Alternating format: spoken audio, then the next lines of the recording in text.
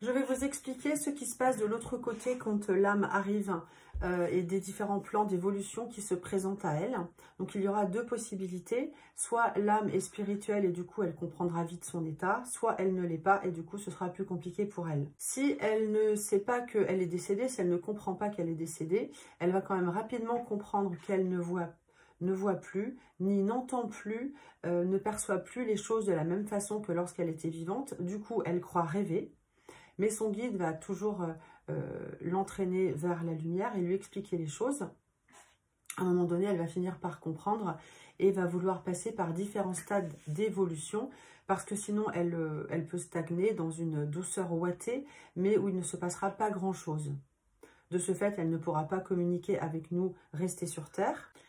Donc, elle pourra atteindre un premier palier grâce à son guide qui va lui montrer comment, par la force de la pensée, recréer des petites choses simples du quotidien comme recréer de la nourriture, recréer des boissons, le tabac, enfin voilà, des choses du quotidien.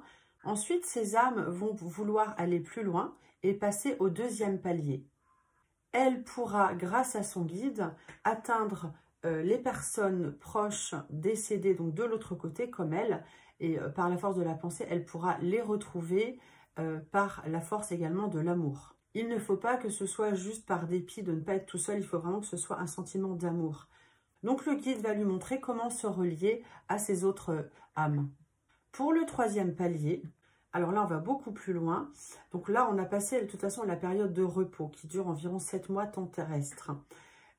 Au niveau du troisième palier, eh bien l'âme, par simple désir de penser, pourra revivre ses vies antérieures, voyager dans son corps terrestre pour comprendre le fonctionnement de ses cellules, voyager dans n'importe quel pays de son choix, à n'importe quelle époque, et accéder à des explications non dévoilées sur Terre.